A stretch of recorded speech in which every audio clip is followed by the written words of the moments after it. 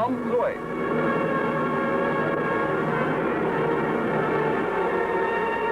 It is hard to comprehend now. It can seem so absurd, looking back from this distance at our world as the propaganda films reflected it. But it was very real. We all thought that Americans were just standing around thinking about how to launch a missile or send us poisoned candy. To us, there was nothing human about them. Who are the puppets? Don't you recognize them? They're American marionettes. They do a remarkably clean job of any dirty work. When do they switch on? When they hear the rustle of money.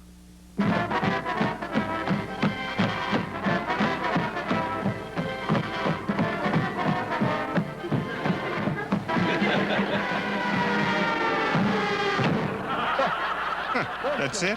So much for American technology. Как мило выглядит этот западный заправила. Но не мир, а война ему нужна. I remember they talked about parity. They said that we, too, had nuclear missiles and could threaten other countries, but we wouldn't want to. In Moscow, the party line dictates the way of life. A way of life foreign to our American tradition. These are not free-thinking scientists following a path of experiment and deduction regardless of where it may lead. They are skilled robots told what to think and how to work, and the nature of the conclusions they are to reach. Я вас слышал, товарищ Николаев. Я рад, что у вас хороший... They were only that stereotype who would stick pointed sticks up your fingernails. But after Sputnik, they became sadists with brains. The Cold War created a world of mutual fear and threat, full of enemies. 3 years before the missile crisis, Nikita Khrushchev had become the first Soviet leader ever to visit the United States, the first Soviet leader Americans had ever seen. We were making the half-hour drive into Washington. I still remember it. It was an absolutely astonishing sight. Crowds of people were standing along the sides of the road, waving flags, but absolutely silent. It was the silence of the tomb. It was as if the delegation and Khrushchev were from the moon. Later I realized that was America's impression of us. We eyed each other, President Eisenhower would say, across a trembling world. Никита Сергеевич, он никогда ничего не хвалил в Америке. Он был очень сдержан, хотя когда мы оставались одни, вот посмотрите. Nikita Sergeyevich never praised anything in America. But when we were alone, he would say, look at what the Americans are doing. Look at that. But only to a few people, so the public wouldn't see his mouth hanging open in amazement. И он летал несколько раз на вертолете с Эйзенхауэром, и в Кемп-Дэвиде, там сколько-то, очень немного лететь. He rode in a helicopter with Eisenhower several times, one, two, and they'd be at Camp David. So when he came back from the trip abroad, he made his aides, including me, fly to the Kremlin by helicopter. But then the military told him, Comrade Khrushchev, don't take the helicopters. Why not? Our helicopters aren't safe. And that killed his love for that American experience. 1960. John Kennedy will challenge Richard Nixon for the presidency of the United States. The campaign will center on the issue of the Cold War. Which man could best stand up to Nikita Khrushchev? You should realize that you are voting for the most important individual in the entire free world. He shall determine whether we shall be at war or peace. This is the key office, and I run for the presidency because, like you, I have strong ideas about what this country must do. I have strong ideas about the United States, playing a great role in a historic moment. When the cause of freedom is endangered all over the world, that's what I think this election is about. That's what we're going to begin to do on next Tuesday. Thank you.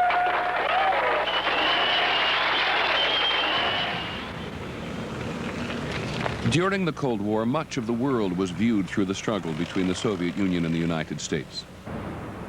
That is certainly true of Cuba, an island just 90 miles off the coast of Florida that had been America's colony and its playground.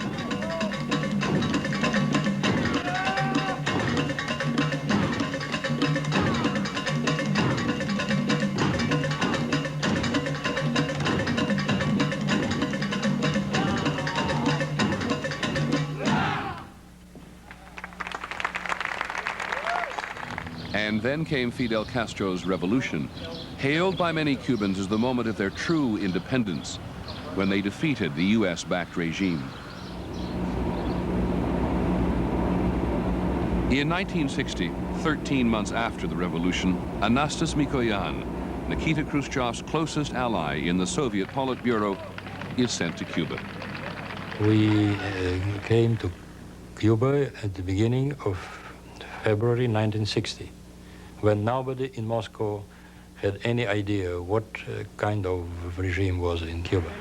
My father told me at that time that this was just very much like where our revolution was young, enthusiastic, so it moved him from the very beginning. The Soviets, particularly Khrushchev, see Cuba as the harbinger of socialism in the American hemisphere. So does the United States. Within 6 weeks, President Eisenhower will approve a covert operation designed to overthrow Fidel Castro. In the United States, John Kennedy accuses the Republican administration of losing Cuba and weakening the nation. He charges that U.S. nuclear force is inferior to the Soviet Union, that there is a missile gap. He will never tell voters he's been briefed by the Pentagon and given evidence that contradicts his claim of such a gap. I want to demonstrate to Mr. Khrushchev and others that a new generation of Americans has taken over in this country, men who are committed to the maintenance of freedom in the 1960s. In the middle of the presidential campaign, Fidel Castro arrives in New York to address the General Assembly of the United Nations. He is officially snubbed by the United States. None of you, when arriving to this city of New York, has had to undergo such humiliating treatment. Castro and Khrushchev will first meet one another during this visit to New York. Khrushchev is good friend, good Cuban friend. Khrushchev like your speech. Wonderful person. Wonderful and sympathetic. Very sympathetic. What do you want that we do? You leave us without petroleum. Khrushchev, give petroleum. You leave us without sugar. Khrushchev, buy sugar. Here, your leaders speak about aggression to Cuba. Khrushchev speak about defending Cuba. You to take our airplane. Khrushchev plane is our plane. Khrushchev is friend. By the time John Kennedy is elected president, Fidel Castro has become a junior partner on the other side of the Cold War. So when Kennedy inherits Eisenhower's covert scheme to overthrow the Cuban leader, he faces a choice: say yes or risk being accused of scrapping the plan to win Cuba back. It will always be remembered as the Bay of Pigs.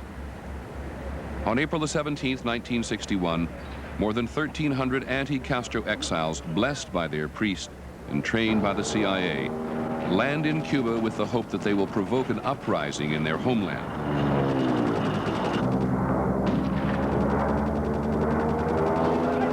CIA and Pentagon planners have assured Kennedy that Castro's small air force will be destroyed on the ground. It is not. The Cubans sink 3 American ships. The others steam out of the bay, leaving 1,200 men stranded. In Washington, on the second night of the invasion, the president will give a party to honor members of Congress.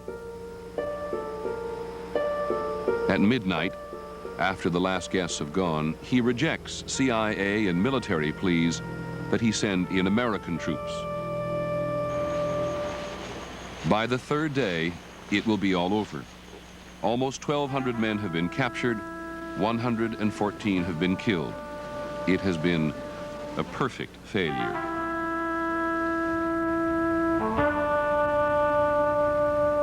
John Kennedy has been president for less than 4 months.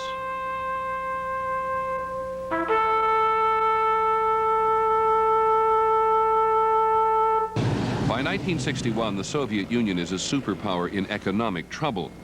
Nikita Khrushchev's plans to improve the situation depend on reducing the armed forces by more than 1 million men and cutting military spending. I remember when my father said we were producing missiles like sausages, but we only had 2 missiles at the time. I asked him how he could say that, and he said, "What difference does it make how many missiles we have? The important thing is that the Americans believe we have a lot." The Cold War will become a high-stakes game of chicken in Berlin and a crucial test of nerve between the Soviet leader and the young American president. 2 months after the Bay of Pigs, Khrushchev threatens Kennedy if the West does not leave the city. 2 months after that, the Berlin border is closed to stem the flow of refugees moving from East Germany to the West. When he was with close friends, Nikita Sergeyevich would say, "You have to know where your partner's blister is." You know, a blister, a sore spot on his finger. At the right moment, you have to squeeze it to show, "I'm here, don't fool with me." He needed to be considered an equal. With Khrushchev squeezing on the blister of Berlin, Kennedy is compelled to look for a tender spot too. Security Council meeting for tomorrow. His own defense secretary has already confirmed privately that the rhetoric about a missile gap is untrue. We believed that there was no gap, or if there was a gap, as it turned out to be, it was strongly in our favor. At the time, there was sufficient uncertainty about it that, aside from a slip of mine in a press conference, which caused ungodly hell to break loose, we didn't discuss it publicly. That's with the joint. You can do that with the Joint Chiefs, or do you want to do it in the In the heat of the crisis over Berlin, the president decides he will go public and confront his nuclear adversary with the truth about American nuclear might. Because you tagged that question a week ago, and it is a calculated move that will damage Khrushchev's ability to preserve the illusion of Soviet power. We felt that we had to tell them that we knew there was no missile gap. So what we did, if the president had said there's no missile gap, it would have been regarded as threatening. If the Secretary of State, Secretary of Defense had said it, it would have been regarded as threatening. So we had the Deputy Secretary of Defense, Roz Gilpatrick, make a speech out in the Middle West somewhere saying there's no missile gap.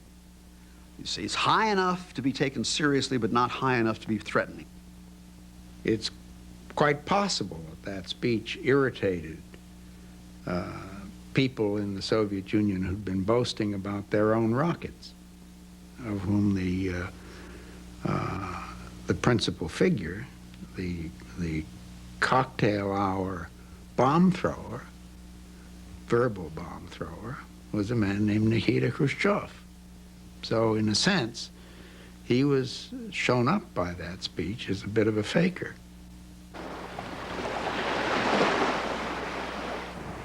The U.S. speech confirms Khrushchev's worst fears about Soviet nuclear vulnerability. He regards himself as the head of a country with enemies right on its borders. He often makes the point to visitors at his country house on the Black Sea. He loved to meet with American journalists, and I brought Reston and Lippman and many others to see him. At his country house in the south, he always seated his guests facing the sea. He would tell his guard to bring the binoculars. He'd give them to, say, Lippman, and tell him to take a look. Lippman would say, "I don't see anything." "That's strange, Mr. Lippman. I see American missiles in Turkey." "You say that Cuba threatens you from 90 miles away, but you threaten us from Turkey, 150 miles away. For a missile, that's nothing." It really bothered him. April 1962. When my father came home from work in the evening, he would always go for a walk in the meadow. We would walk around once or twice, and then he would go read his papers. And one day he said, "We're thinking." He didn't say, "We've decided," about deploying missiles in Cuba. It's the only way to prevent an invasion, and I didn't sense the danger that might result from such a deployment.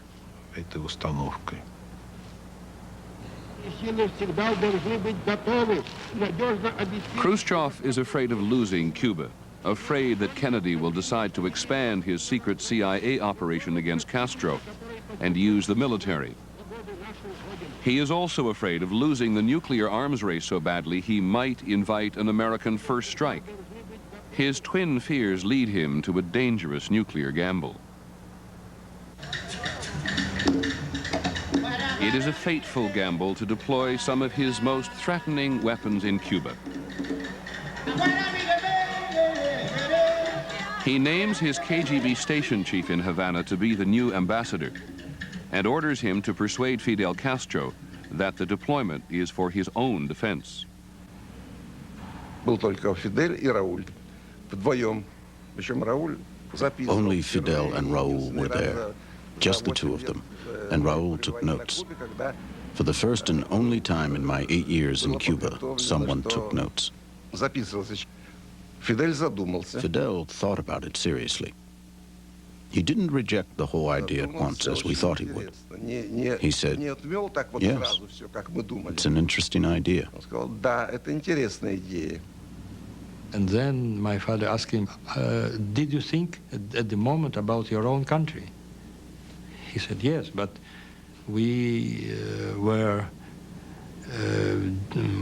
determined to play our role in that worldwide confrontation with the mortal risk for our country. Castro says yes, believing it better, he says, to risk a great crisis than to wait impotently for the American invasion. But he argues that Khrushchev should deploy the missiles openly. Khrushchev refuses. Neither Fidel nor I knew what the nuclear balance was.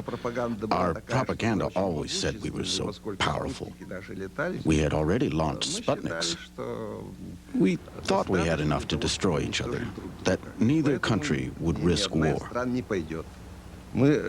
Those nuclear weapons were only a threat, only a threat.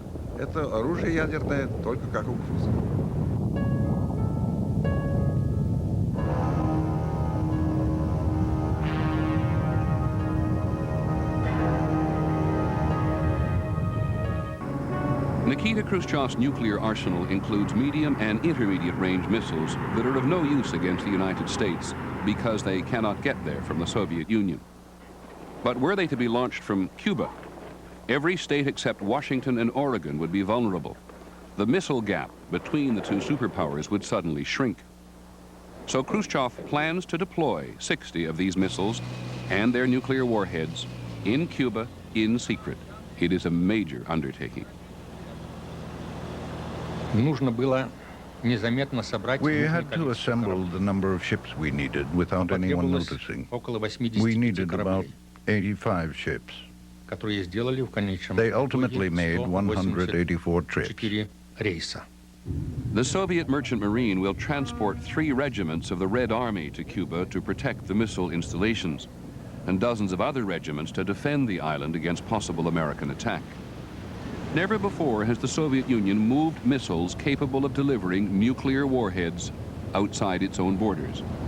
Never before has it moved more than 40,000 men in secret, almost 8,000 miles away. Some are sent on cruise liners, posing as vacationers. Others make the 15-day journey hidden in the holds of cargo ships. Some of them die and are buried at sea.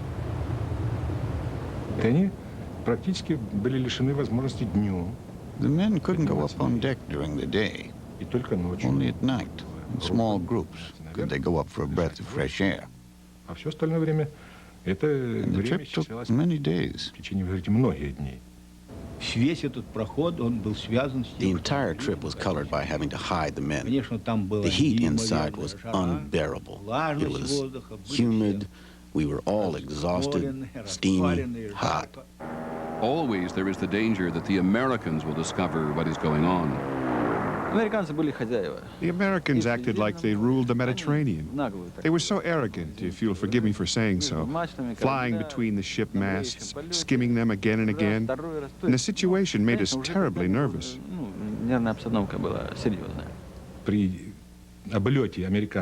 When American planes flew over the ship, and they flew over several times, people who happened to have guitars or cameras got them out and acted like a group of tourists going to Cuba.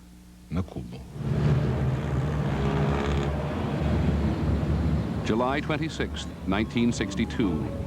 On the holiday, Cubans celebrate as their Independence Day. The first ships loaded with troops and weapons arrive.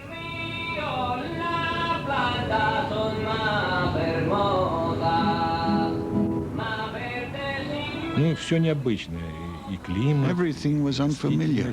The climate, the plants, and the thought that my homeland was 10,000 kilometers away.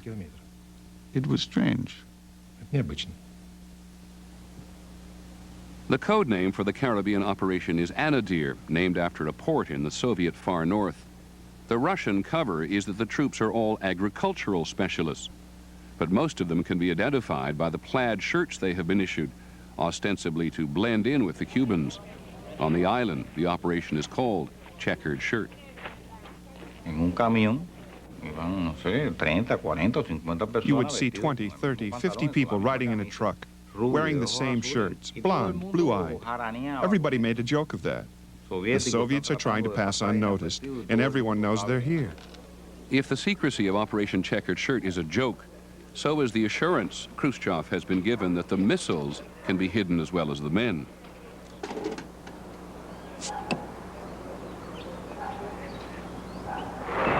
In the late summer of 1962, Washington watches the Soviet military buildup on Cuba and worries. But U.S. intelligence advises President Kennedy that transferring nuclear missiles to the island secretly is all but impossible. As the midterm election draws closer, Khrushchev assures Kennedy privately that the buildup consists of defensive weapons only. But the Republicans accuse the president of ignoring a dangerous buildup right under his nose. He wants a Congress that will say yes to the Russian buildup in Cuba. The American people don't want that. He wants a Congress that will say yes to continued weakness. Weakness all over this world. I have a preliminary statement. There has been a great deal of talk on the situation in Cuba in recent days. On September 13th, Kennedy issues a warning designed to prove to the Republicans that he will draw the line on Cuba. Once again, if at any time the communist buildup in Cuba were to endanger or interfere with our security in any way, or become an offensive military base of significant capacity for the Soviet Union, then this country will do whatever must be done to protect its own security and that of its allies. Kennedy boxes himself in and puts on the record a threat he assumes will never be more than a threat. 2 days later, the first missiles arrive on the island. American intelligence may miss them, but they're no secret. No, las rastras eran de más o menos el largo de la casa. The trailers were about as long as a house, and the rockets stuck out a little from behind. They were longer than the trailers, so they stuck out. If there was war or we were attacked, these were the rockets they would use.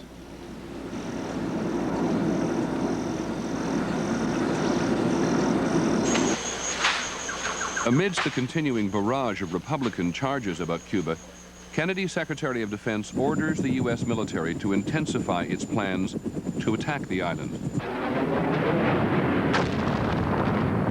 A practice assault is staged against an imaginary dictator named Ortsak, or Castro spelled backwards. Inside Cuba, it looks like an invasion is about to begin. By early October, eyewitness accounts of mile-long convoys on Cuban roads can no longer be ignored. On the 14th, a high-flying American U-2 spy plane photographs Cuba, and photo intelligence in Washington first discovers 6 canvas-covered objects, each of them more than 60 feet long. That phone rang, and it was the photographic interpretation guy, and he said, they're there. And we've seen them, and we know that they're missiles. October 16th, after breakfast in the White House, the president is told. Intelligence is able to identify 3 missile sites in various stages of readiness.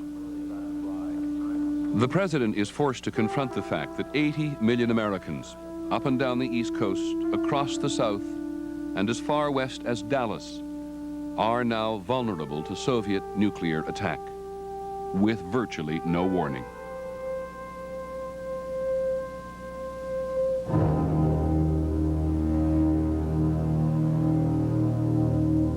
October 16th.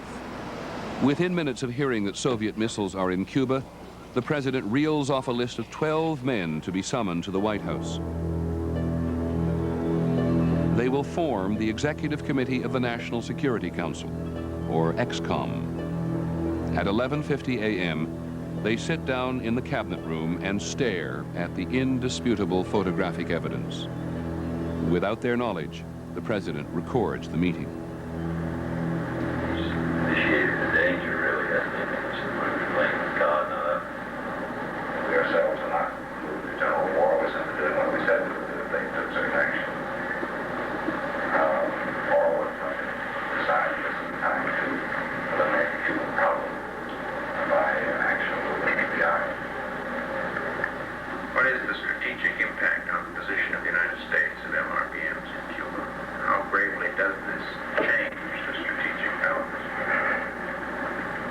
Like Chief said, in effect, they said substantial. My own personal view is not at all. They say it doesn't make a difference to get blown up by an ICBM flying from the Soviet Union 90 miles away. Geography doesn't mean that much. We'd have to target them with our missiles and have the same kind of pistol pointed at the head situations we have the Soviet Union at the present time.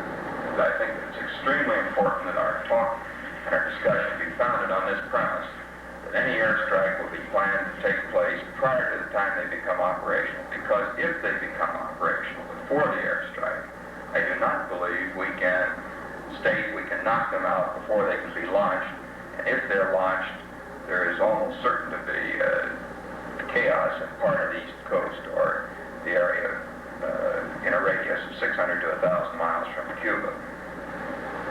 But of course, warning them, it seems to me, you're warning everybody, and obviously you constantly announce that 4 days from now you're going to take them out.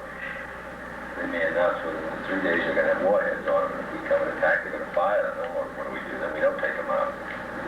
So we then announce, well, if they do that, then we're going to attack them with nuclear weapons. From the beginning, the president rejects the idea of warning Khrushchev privately lest he give him the advantage.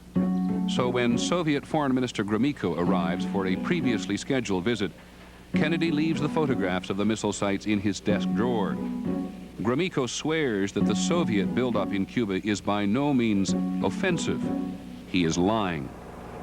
Gromyko will cable Khrushchev that the situation is completely satisfactory, that a military adventure by the U.S. against Cuba is, in his words, almost inconceivable. You want from me the church statements? Could you, sir? The president, for over a year at that point, had been engaged in a very private correspondence with Khrushchev that came through a very confidential channel. And he was certain that this was Khrushchev speaking himself and therefore could be relied upon when he received messages through that channel. He received assurance through that same channel from Khrushchev that he would not put offensive weapons in Cuba. And when that turned out to be false, the president was angry because he was not a man who liked to be betrayed. Had Khrushchev announced the missile deployment openly, he might have argued openly that he was responding to American missiles deployed in Turkey, 150 miles from Soviet soil. His duplicity robs him of that option. We could be just totally wrong, but we've never really believed that Khrushchev would take on a total nuclear war over Cuba. Can I ask a question in that context? Certainly have been wrong about what he's trying to do in Cuba. There's no doubt about that.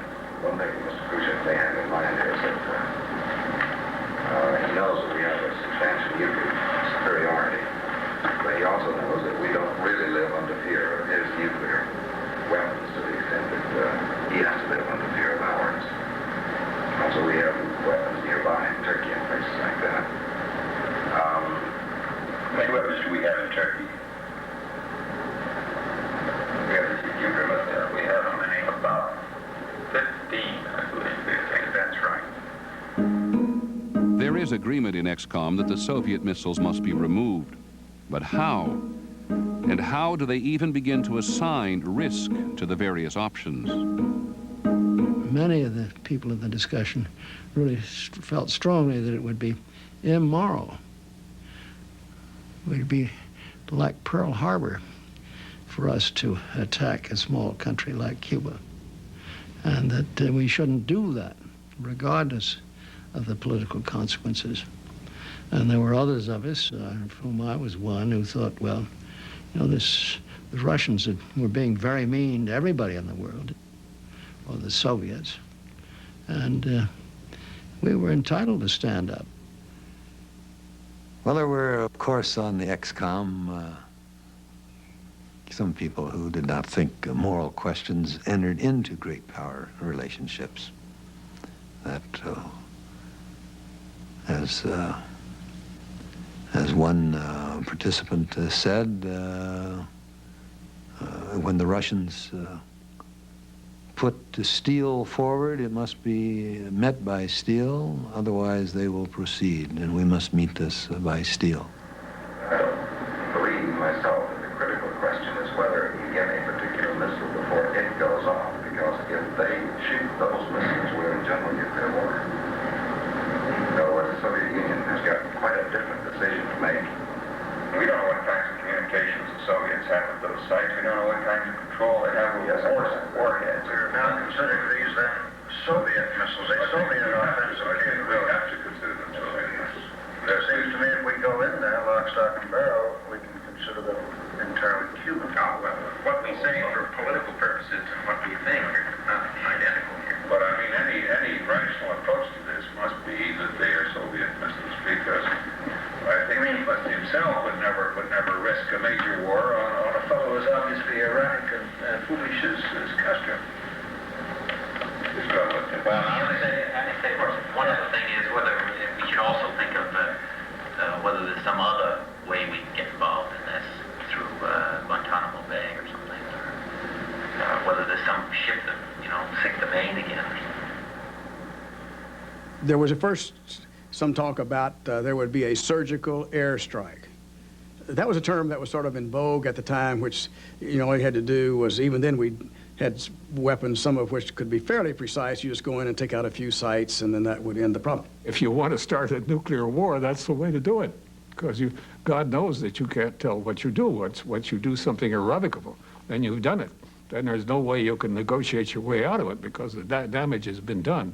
And the requirement on the other side to react becomes almost irresistible.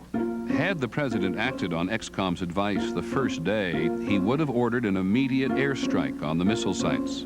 But there were too many questions. You have to put a blockade in following any limited action. Then we're going to have to sink Russian ships, and we're going to have to sink Russian submarines. Now, whether it wouldn't be the argument, if you're going to get into it at all, whether we should just get into it and get it over with and say that take our losses. And if we're going to, he wants to get into a war over this, hell, if this war is going to come on this thing, he sticks those kinds of missiles in, it's after the warning, and he's going to get into a war for 6 months from now or a year from now. So.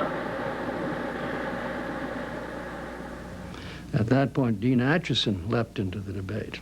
If somebody objected to the word blockade, why did you have to use that word? Why not quarantine? It's a great achievement because it has to do with the international law of blockade, which is an act of war, or can be so interpreted. whereas a quarantine is just keeping some infection out of the area. There was a great danger that the quarantine, once started, would slip out of control and escalate very substantially. That's why I slept in the Pentagon for 12 nights, to try to keep a lid on that situation. By the end of the third day, aware of the risks, XCOM seems ready to recommend that the president impose a quarantine. And then over dinner, the wife of Kennedy's national security advisor asks her husband if they have done everything possible to avoid war.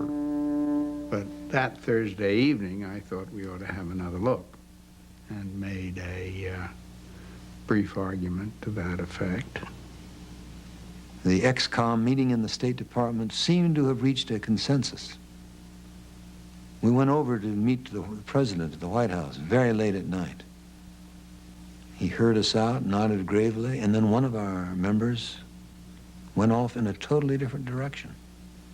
In the direction of saying, I'm not so sure any action is required at all. A legitimate point of view, but frustrating the president when he thought that a consensus had been reached. The Kennedy brothers thought it would be great if everybody always agreed. Life is not quite like that. The next morning, he met with the Joint Chiefs of Staff before he departed for his the campaign trip that he wanted to maintain to keep appearances of normalcy. And he found the Joint Chiefs not only divided among themselves, but again insisting that there had to be a military strike solution. And he stepped out of his office and said to me, you and Bobby have got to push this to a consensus soon because time is running out, and call me back as soon as you have. As the president campaigns in Chicago, in Washington, XCOM continues its secret meetings, sometimes coming and going through an underground tunnel from the Treasury Department to the White House. On Friday, they receive startling new aerial pictures of Cuba. Some of the missiles are apparently in a position to be launched. It is now up to one single man, Robert Kennedy will say, and he summons his brother back to Washington. The president orders his press secretary to tell reporters he has a cold.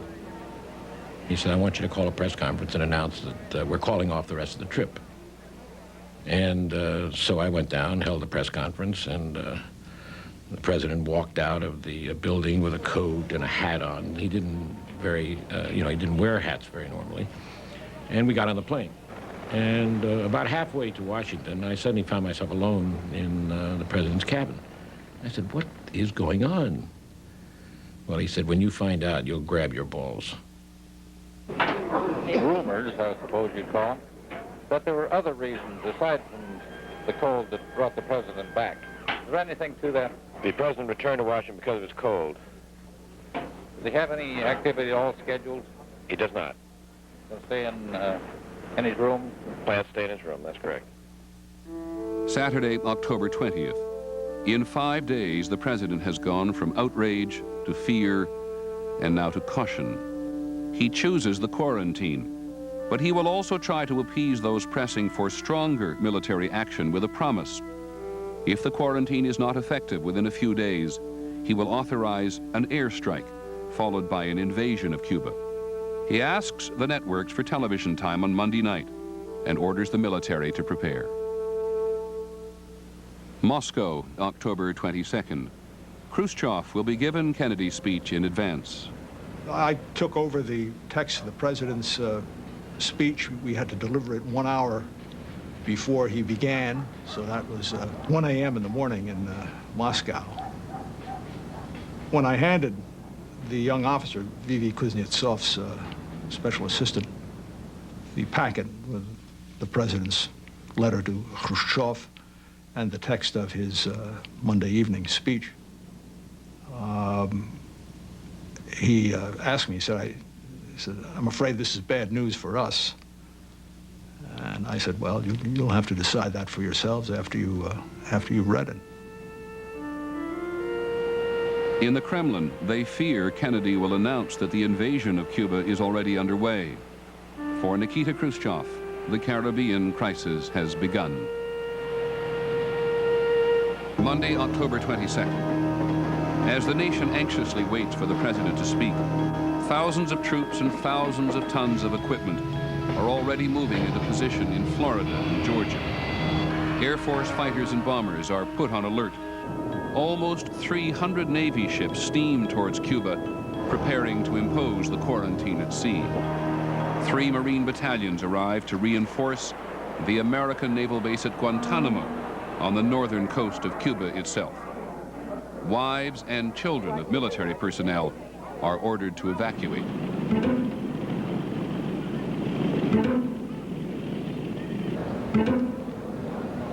For Americans, the public phase of the missile crisis is about to begin, and it will be terrifying. I have directed that the following initial steps be taken immediately. First, to halt this offensive buildup, a strict quarantine on all offensive military equipment under shipment to Cuba is being initiated. I have directed the continued and increased close surveillance of Cuba and its military buildup. Should these offensive military preparations continue, thus increasing the threat to the hemisphere, further action will be justified. I have directed the armed forces to prepare for any eventualities. It shall be the policy of this nation to regard any nuclear missile launched from Cuba against any nation in the Western Hemisphere as an attack by the Soviet Union on the United States, requiring a full retaliatory response upon the Soviet Union. For many in the television audience in countries all around the world, nuclear war between the United States and the Soviet Union now seems imminent. I know that some action should be taken, but he's going to have to tread very lightly, short of war. He's on dangerous ground and skating on thin ice. I don't know. I feel worried. I mean, I feel that something could happen. I'm worried for my kids, mostly. I don't know. And despite all the duck and cover rehearsals, there is a certain feeling of helplessness about it all. I'm here because I feel completely hysterical about the world situation. I don't know what else to do. Are you planning on building a shelter? No, I don't think there'll be time.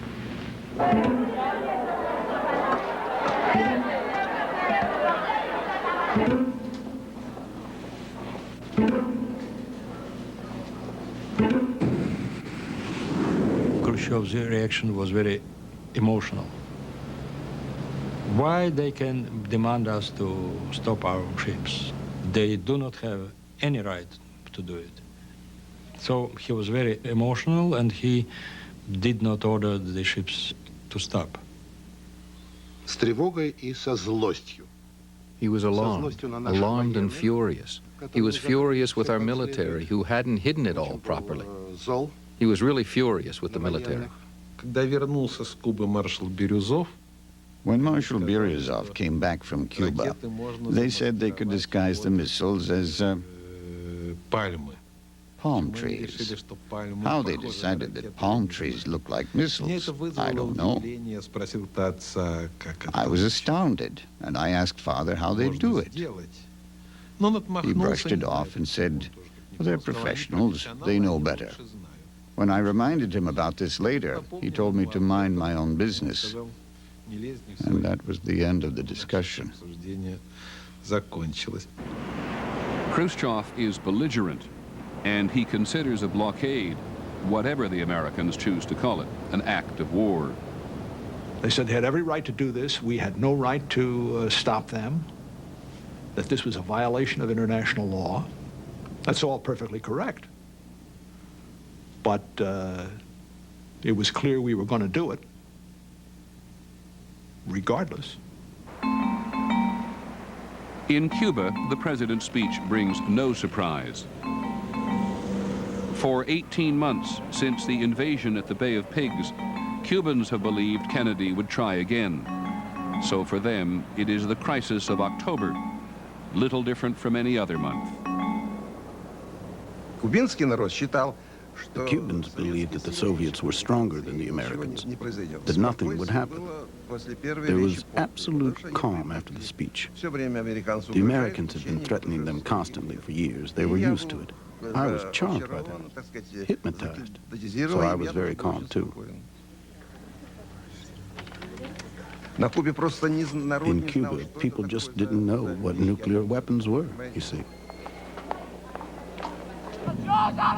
Castro also speaks on television and orders 270,000 people to take up arms. Our commander-in-chief, Fidel Castro, gave the order for combat. Immediately, everyone began to prepare. Throughout the country, there was a large-scale mobilization.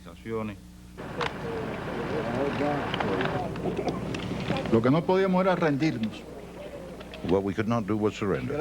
We were determined to defend our ideas, to defend above all the country's independence. In Moscow, the streets are silent. The state-controlled press plays down any danger. On Tuesday night, the 23rd, Khrushchev appears at the Bolshoi, indulging in a bit of theater for foreign eyes. He decided to demonstrate that everything was fine and he was calm. His guard called me and said, "I'll send a car to take you to the Bolshoi Theater." Father loved the Bolshoi and the theater in general, so I happily got dressed and we went to the Bolshoi.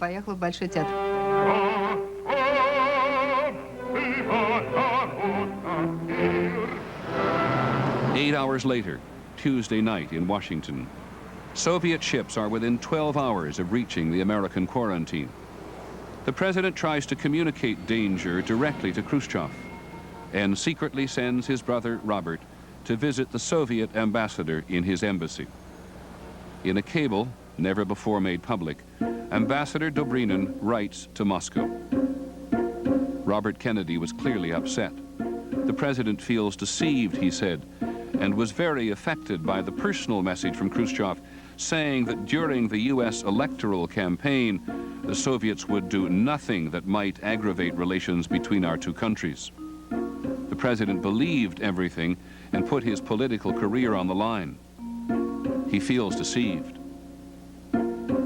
As he was saying goodbye at the door, the ambassador continues, Robert Kennedy waved his arm in despair and said, "I don't know how this will all end, since we intend to stop your ships." That night, Khrushchev will not leave the Kremlin. Robert McNamara will not leave the Pentagon. And George Bull will stay all night in his office at the State Department. In the White House, the president will tell his brother, the great danger in all this is a miscalculation, a mistake.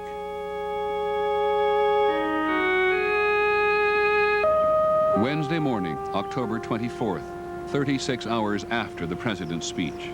If the Soviets do not yield, a shooting war between the two nuclear superpowers may begin at sea. Robert Kennedy tells his brother that if he had not acted, he would have been impeached. That's what I think, the president will say. I would have been impeached. 150 American ships have now isolated Cuba. 25 Soviet ships are steaming towards them. The Americans have orders to stop any Soviet ship and board. If there is resistance, the orders are to fire.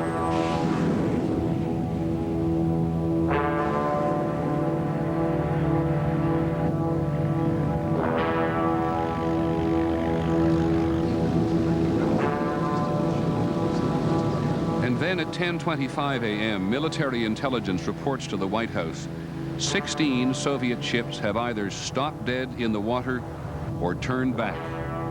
The hawks around the president who oppose the quarantine are not happy. There's been no showdown. I thought that what we should do is to pursue that particular ship, which was a deep-hulled ship, which probably had missiles aboard it. So pursue it and board it, and then bring it back to the United States and demonstrate to the world that there really were missiles aboard and that the Russians had been lying from word go. And we demonstrated that we were full of determination and we could shove it in their face.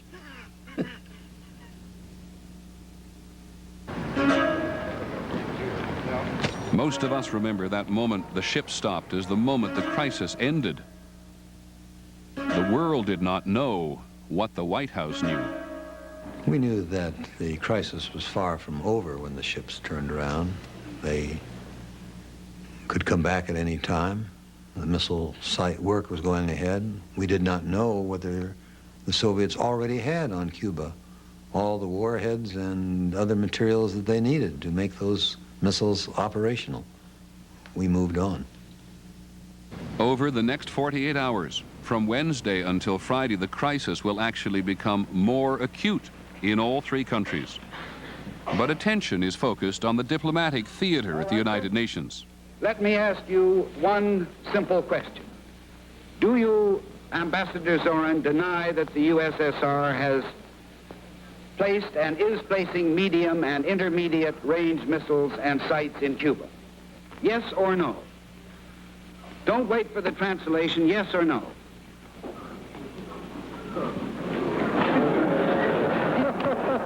For 3 days, Soviet diplomats in New York and Washington hear not a word from Moscow.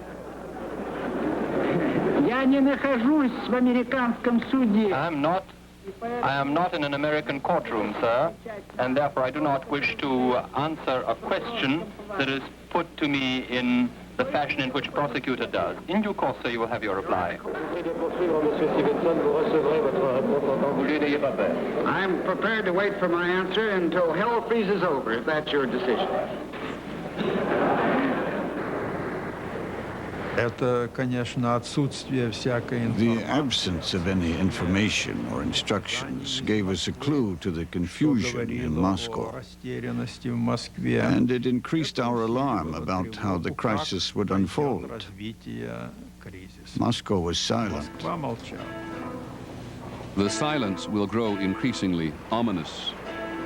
In Cuba, work on the missile sites is forging ahead, and President Kennedy orders low-level reconnaissance missions to fly over the island twice a day. We could even see their faces as they flew near Havana. As we watched them, we'd make a certain gesture. They'd do the same back to us.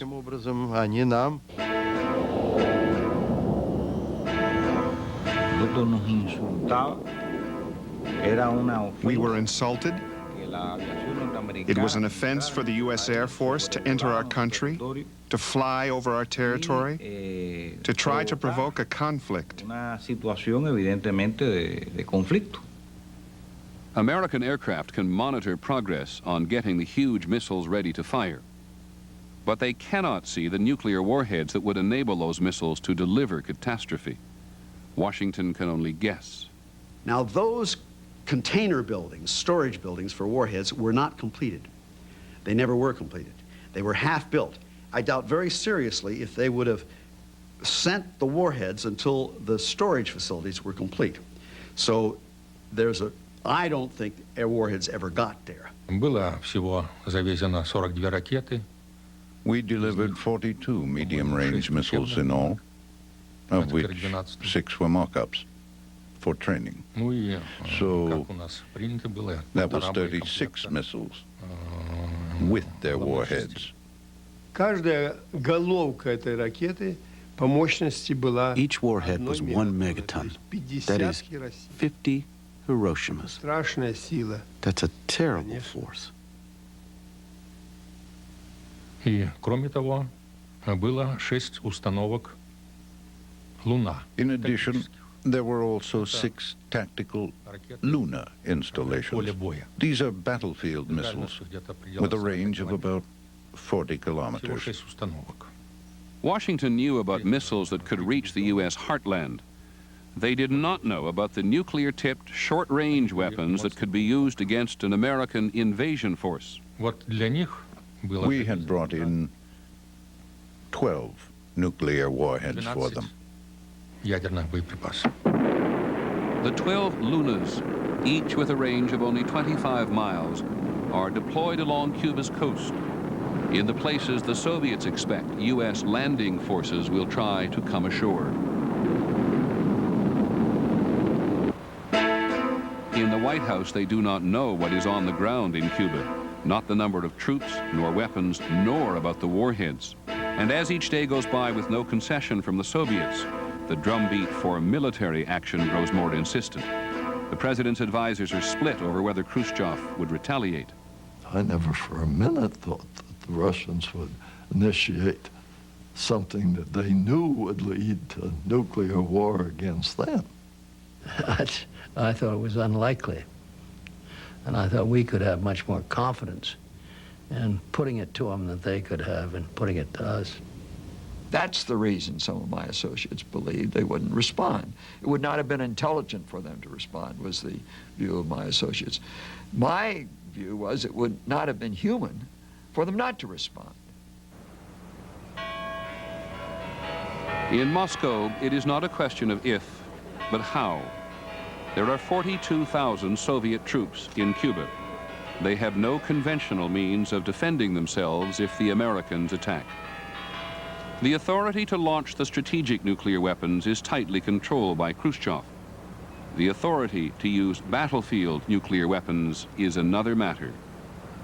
Когда меня инструктировал министр обороны, маршал Советского Союза Родион Яковлевич Малиновский, when the Minister of Defense, Marshal Malinovsky, он мне так gave me my orders, тактические Луна, he said this: regarding the tactical missiles, передать ему, the Lunas, как и Никита Сергеевич ему, repeat to the commander, на инструкторе as говорил, Nikita Sergeyevich has ordered him, Плиеву, that что in a certain при situation, определенной обстановке, if there's no way to contact когда Moscow нет связи and с Москвой, hostilities have broken out, идут боевые действия, if there идет is высадка, an invasion то есть идет уже война, and war has already begun, то ему then he давалось право has the authority при отсутствии to связи use the tactical weapons himself.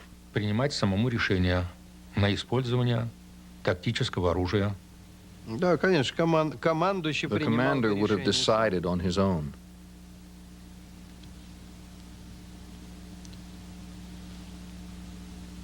What were the options? Война есть война.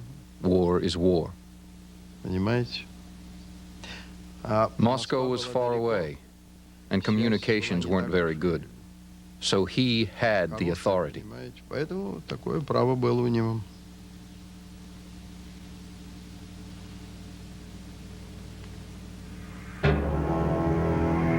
President Kennedy orders U.S. strategic forces to a higher level of alert. Nuclear war is less and less an abstract possibility. More and more, it is real. To show our seriousness and to show our willingness to wage nuclear war if necessary, for the first time, the Strategic Air Command went to Defense Condition 2, which is the second level, which means you are prepared to conduct operations when so ordered. The strategic forces of the United States were prepared to act if called upon. Defense Condition 2, in military shorthand, DEFCON 2. Were the president to escalate to DEFCON 1, the U.S. military would be fighting a nuclear war.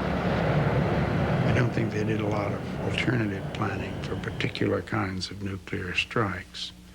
What they did, which is much more serious, was to engage in a process of alerting of their forces, which in their own view, the Air Force's view, was designed as a powerful signal to Moscow. And I at least didn't know about that at the time, and don't believe that that kind of use of strategic forces for diplomatic signaling should happen without presidential approval. So that was very much of a loose end. The commander of strategic forces was freelancing. Without authority, he sent the Soviets his own message by ordering DEFCON 2 over open lines. I was talking to friends and generals, and General White in particular, chief of the Air Staff, and going up and having supper with him one night up there at Fort Myer, and we were looking out over the Washington Monument, and he said, I can't get out of my mind the picture of what that would look like in the event of a nuclear weapon dropping on Washington. Everything charred, and this one monument perhaps standing up against a blackened earth. So clearly, General White was deeply concerned. But I don't remember that I was. I was, I think, too busy and too involved in it. But there wasn't much point in being frightened. I mean, you know, case said I. What was going to happen was going to happen, and nothing any of us could do would affect that or change it. So you just had to go ahead and do what you were supposed to do, and hope and pray. By Thursday night, almost 1,500 strategic bombers have been put on constant alert. 200 are in the air at all times. All the aircraft are carrying nuclear weapons. 145 intercontinental nuclear missiles are ready to fire. Every one of them is targeted on the Soviet Union. Never before, and never since, has the United States moved to this state of nuclear alert.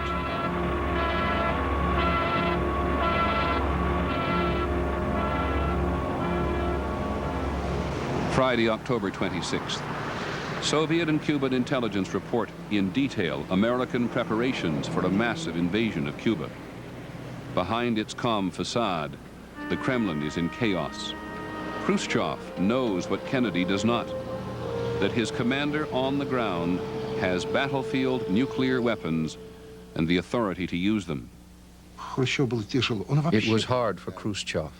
He was alone. For all his inexplicable, confused, complex, unrealistic doctrine, he was alone, you see, alone. In his Kremlin office, Khrushchev will write a letter to the president. "You are threatening us with war," it begins. Just before 5 o'clock, the streets already dark in the early Moscow winter, a breathless courier will arrive at the U.S. Embassy delivering the letter from Khrushchev. It will take 10 long hours to get to Washington.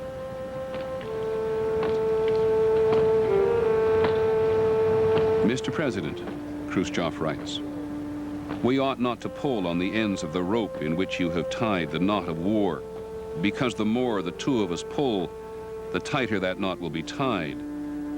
And a moment may come when it will be tied so tight that we will not have the strength to untie it. And then it will be necessary to cut the knot, to doom the world to the catastrophe of nuclear war." Friday morning, October 26th. For the first time, the United States will actively enforce its quarantine of Cuba. A Lebanese freighter under charter to the Soviets is stopped and searched by the USS Joseph Kennedy. The president signals his firmness to the Soviets and his determination to the hawks in Washington. Boarding party returned, 10:20 a.m. Eastern Daylight Time. No prohibited material in evidence. He has chosen to search a ship he believes unlikely to have weapons on board. He does not want, he says, to put Khrushchev in a corner from which he cannot escape. At about the same time, Khrushchev's letter to Kennedy arrives at the U.S. Embassy in Moscow. In the 10 hours it takes to reach the White House, Kennedy will know nothing of his adversary's fear. During those crucial hours, ABC News correspondent John Scally gets a phone call from the KGB chief in Washington, who insists they meet right away. And the waiter interrupted us for ordering whatever food that we had. And then he leaned forward, he says, "There may be a way to solve this." He said, and he went right to the point. He says, "Could you find out from your high State Department friends?" And by that, I knew he meant the Secretary of State. What they would think of a proposal whereby we would remove the missiles from Cuba under United Nations inspection. We would promise never to introduce such offensive weapons into Cuba again. And would the United States in turn be willing to pledge publicly that it would not invade Cuba? It is one of several signals that the Soviets may be looking for a way out. But XCOM receives intelligence that work on the launch pads in Cuba has accelerated. The president orders the overflights increased from twice a day to once every 2 hours.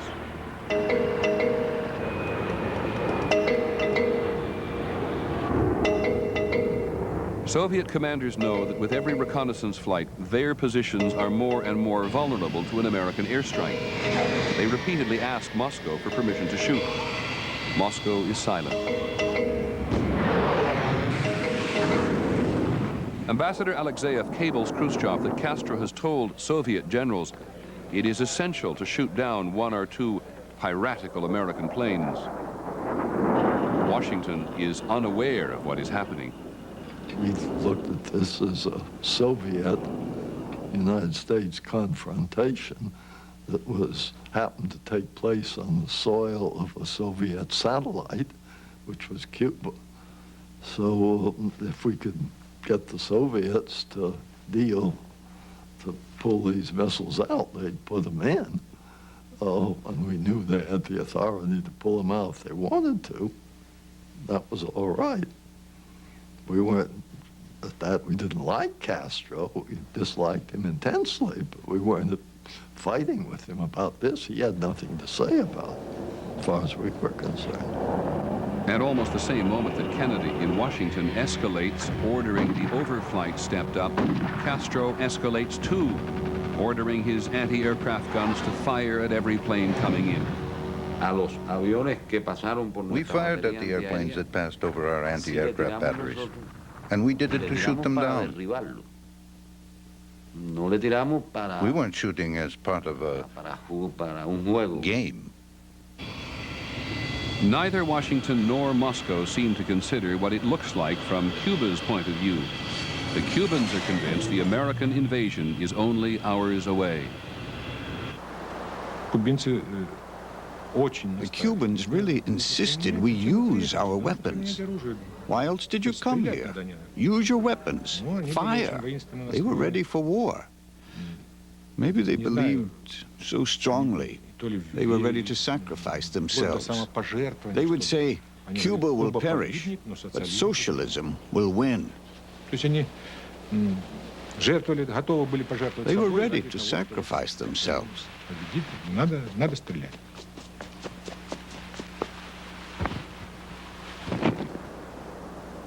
By Friday afternoon, the Soviets have moved many of their nuclear warheads from storage to the launch sites. They can be mated with their missiles in a matter of hours. The ambassador cables Khrushchev. We have taken all necessary measures. Fidel took out a cigar and said, I really enjoy good tobacco. Let me smoke this. I don't know if it may be my last. I remember that night. We all said goodbye because no one thought we were going to see the light of day. It was a very dramatic moment, a very beautiful moment. No one was afraid. At 3 a.m. Saturday morning, Castro goes to the Soviet embassy. He spends the rest of the night there writing an emotional plea to Khrushchev. As Ambassador Alexeyev struggles to translate Spanish into Russian, he asks the Cuban leader, do you mean the Soviet Union should be the first to strike a nuclear blow? I do not want to say this directly, Castro replies, but if they attack Cuba, we should wipe them off the face of the earth.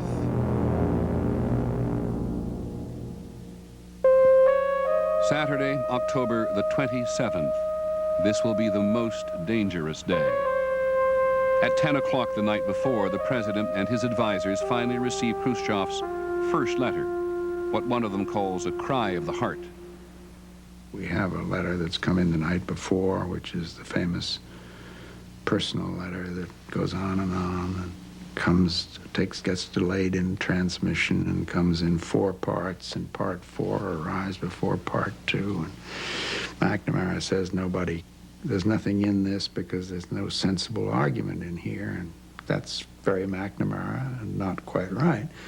And we spend a great deal of time sorting out what is in that message overnight.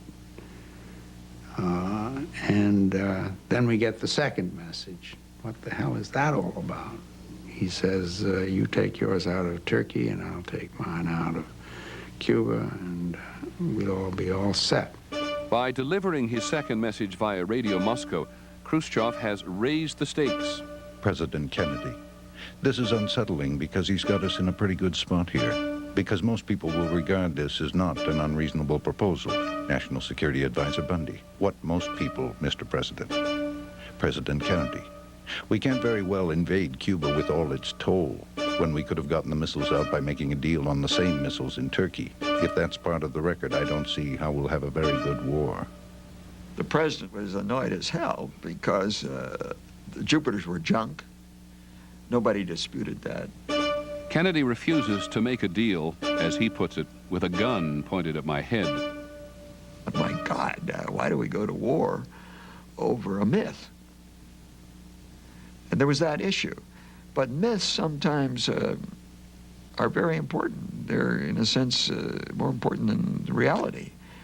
And that was the case here. We couldn't just jerk those missiles out of Turkey without weakening the whole of NATO. And what would have happened then? As they wrestle with the conflicting messages from Moscow, fearful that Khrushchev is losing control, an American U-2 spy plane is shot down over Cuba. Its pilot is killed. Shooting down the U-2 was not sanctioned by Moscow. In Washington, they do not know that. When our men found out that Fidel had given the orders to his artillery to shoot down low-flying planes, our men decided to do the same, to help out. There wasn't time to ask Moscow. When the U-2 appeared on the radar, there were only 20 minutes. They called the commander, but he wasn't there. So, 2 members of the military council decided to shoot the plane down. They shot it down. In Moscow, Khrushchev will face the bleakest moment of the crisis. He does not know if his own generals in Cuba have disobeyed him. He is not sure who is in charge.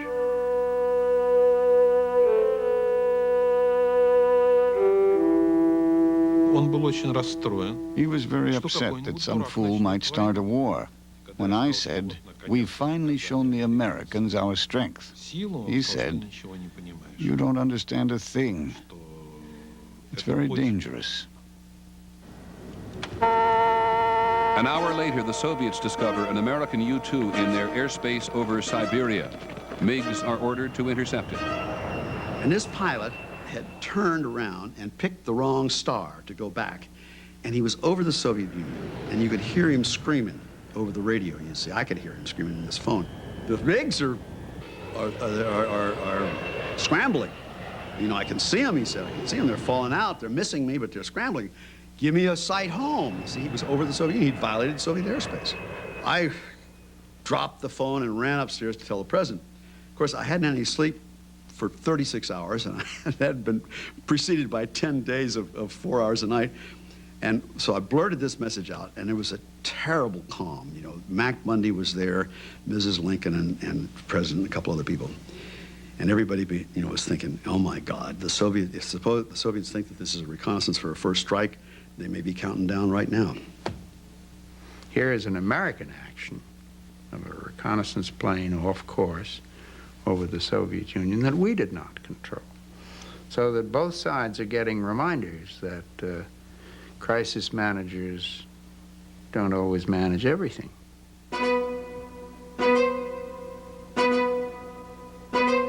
Secretary of Defense McNamara. We must be in a position to attack quickly. We've been fired on today. We're going to send surveillance aircraft in tomorrow. Those are going to be fired on, without question. You can't do this very long. You're going to lose airplanes, and we'll be shooting up Cuba quite a bit. We're going to lose airplanes every day, so you can't just maintain this position very long. We must be prepared to attack Cuba quickly. The noose was tightening, the president's brother would say. The bridges to escape were crumbling. I was scared to death that the president might be persuaded by the Hawks to go ahead and do something, which would start a process which was an irrevocable process. And that was the key to my anxiety. I thought, I had a feeling of helplessness, that I felt I can't outshot these other people. Как вокруг Кеннеди были ястребы, Just as Kennedy was surrounded by hawks, there were hawks here, too. They egged him on. So Kennedy restrained his hawks, and Khrushchev restrained his. That's the most frightening thing. The influence of these people. Who'd come out on top? Who'd come out on top? The militarists or people of a more liberal bent who had some sense. Had more sense. We had called up reserves. We had moved ships and we moved aircraft to the southeastern United States. We had a plan for putting at sea an invasion force of 180,000 men to be landed on Cuba with a first-day air support of 1,080 attack sorties. It was a huge potential invasion. We were within 24 hours or less of doing it. I mean, everything was ready. And we went down, I went with the Admiral down to Fort Stewart, and we saw the guys down there in Key West. We were not just sitting in Norfolk by a long shot. Went out to Carrier, and so we had a good feel, and they were all gung-ho, ready. I mean, they had slept with their weapons, and the planes were there, and the thing was all set. So it was just a matter of a telephone call. Say, go, man, go. If an invasion by air or sea had occurred, we would have had to fight them. We would have retaliated. The Americans would have lost more than they lost during the whole World War II. And of course, our losses in Cuba would be all those 42,000 people and missiles. And I cannot imagine Khrushchev making some kind of response. Sure, there would have been casualties, lots of them. But the risks were high and the stakes were high. And I didn't think that we ought to be deterred by that, good gosh. The president knows that if there is an invasion of Cuba, it will match in scope the D-Day invasion of Europe. He does not know that the Soviet commander on the ground has the authority to resist using battlefield nuclear weapons. At 7:45 that night, Robert Kennedy summons Soviet Ambassador Dobrynin to meet him at the Justice Department. The president will agree, he tells the ambassador, to move American missiles out of Turkey. But the deal is secret. Only a handful of Kennedy's own advisors know. If it becomes public, it will be denied. It is the final American offer. Khrushchev has 24 hours to respond. The game is moving. We'll know in the morning. It's the other fellows move. We'll know what his moves are. We can't do very much till we know what those moves are. So it simplifies, but it's a little bit like a tight chess match. When you adjourn overnight and you've made your move, you can think about what you're going to do if he does this or that or the other thing, but you don't have to do it. You can't really do it till you know what his response is.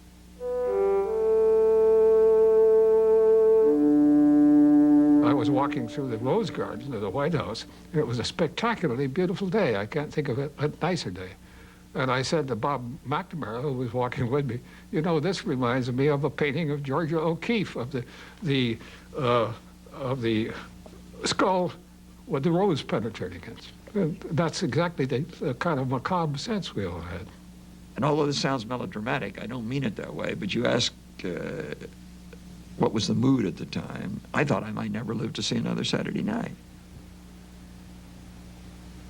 We walked out of the meeting together and decided to go out into the park for, walk for a few minutes. And he turns to me and says, do you realize that if I make a mistake in this crisis, 200 million people are going to get killed? We had not abandoned hope, the president's brother would say, but what hope there was now rested with Khrushchev. And it was a hope, not an expectation. The expectation was a military confrontation by Tuesday, possibly tomorrow.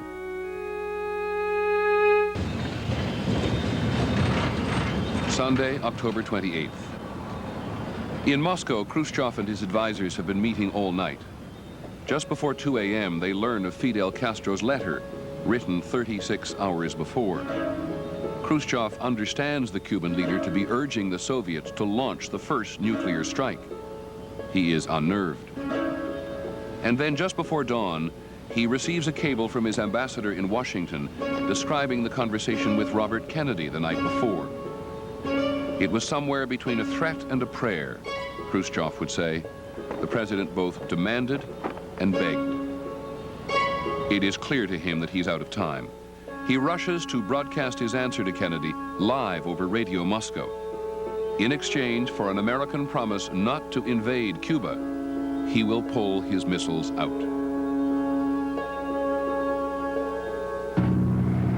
Khrushchev agrees to move the missiles out of Cuba on the decks of Soviet ships in full view. His generals describe the withdrawal as humiliating.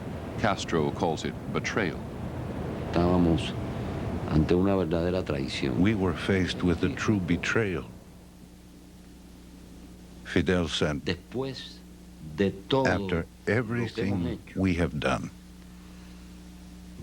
after having given over everything that we own, including potentially the lives of our people, look what they've done to us, Carpeo. Castro first hears of Khrushchev's concession on the radio, and he is furious. The Soviets have treated Cuba like a bargaining chip, he says. He does not believe the vague American promise not to invade. Ambassador Alexeyev would later say that Khrushchev deliberately avoided consulting Castro, afraid that doing so might have delayed his answer to Kennedy by even a few hours. Now, assume for the minute that that force had been directed to attack Cuba and invade. They almost surely would have been confronted by nuclear fire from the Soviet forces.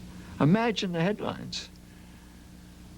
Youthful U.S. president sends American boys to be killed by Soviet nuclear weapons without equipping them to defend themselves. Something that would have required us to react with nuclear weapons in some way.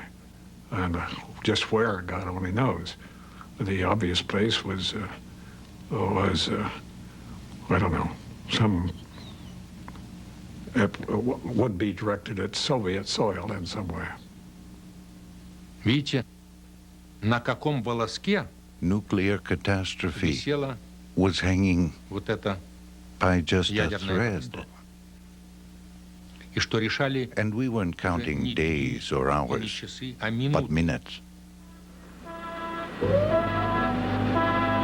The public thinks the danger is over. It is not. Kennedy demands that Soviet bombers be withdrawn along with the missiles. Castro balks. Khrushchev stalls. U.S. nuclear forces will not be taken off alert until the bombers are removed 22 days later.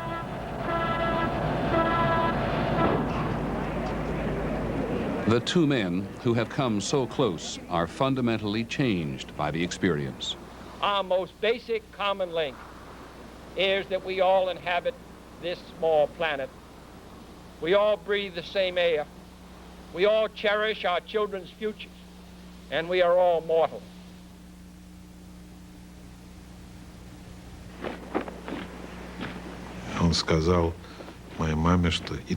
He told my mother, you should write Jacqueline words of condolence. Today, it all seems natural. But at that time, it meant much more. After all, for us, Kennedy represented the enemy. That's the only word for it. So it was a big psychological turning point for my father when he said that. And this, too, is one of the results of the missile crisis. That they were no longer symbols of a terrible capitalist or a terrible communist, as we had thought all those years. For the first time, they saw each other as real human beings. Both leaders will use the word insane to describe what they have been through. Insane, the president will say, that two men sitting on opposite sides of the world could bring an end to civilization.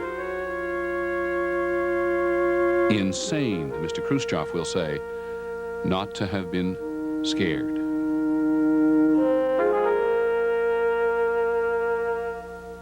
To understand why the American president and the Soviet premier knew precisely how close they had come. 9 months later, the two countries signed the very first nuclear arms treaty between them, banning nuclear testing in the atmosphere. Mr. Kennedy and Mr. Khrushchev had learned something. It is irresistible to wonder whether the world would have changed as it now has sooner, because the only two men ever to stare down the gun barrel of nuclear war had been so changed themselves by the experience. But Kennedy was assassinated in Dallas 12 months after the crisis ended. Khrushchev was removed from power 11 months after that. I'm Peter Jennings. Good night.